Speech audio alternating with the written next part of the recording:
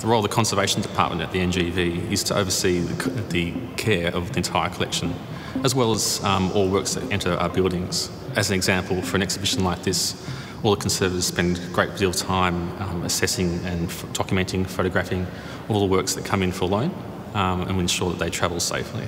What we do get to see in a space like this is often the backs of artworks that otherwise aren't present in the exhibition.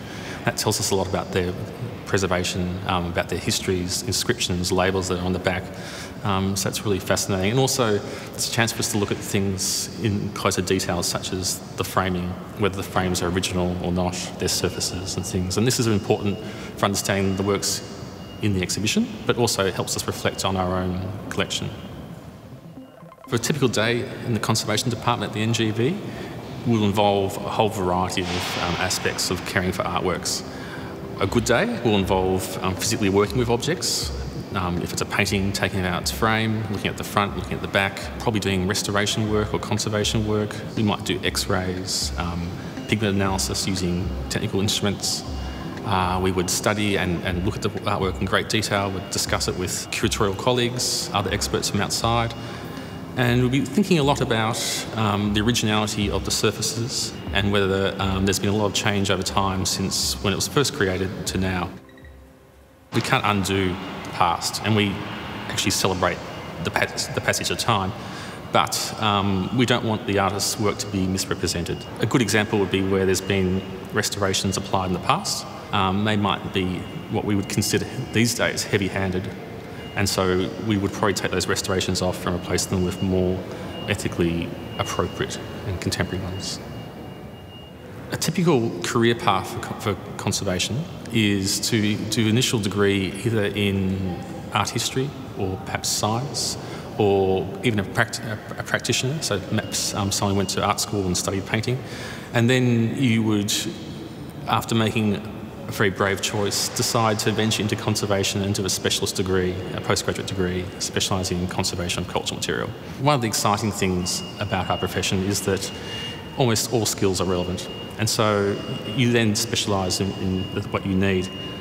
If you're working on paintings like I do, then you need a lot of physical, practical skills. You need good retouching skills and good understanding of colour. For people working in fashion and textiles, they actually have wonderful sewing skills and dressmaking skills and things like that. So it's quite different and quite diverse. In the Conservation Department, we all have completely different career paths, and we all come together with the same idea of preserving and exploring, as well as documenting the collection.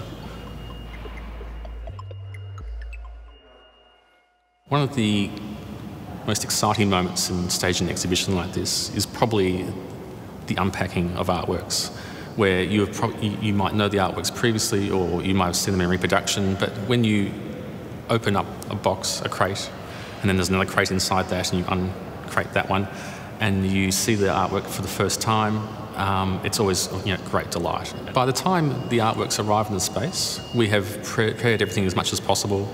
We've thought about the choice of materials that are safe for the artworks.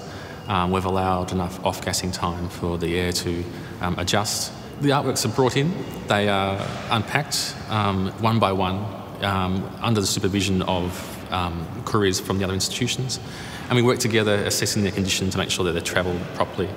And then becomes sort of the very exciting stage of laying out the exhibition. So arranging things in the correct order.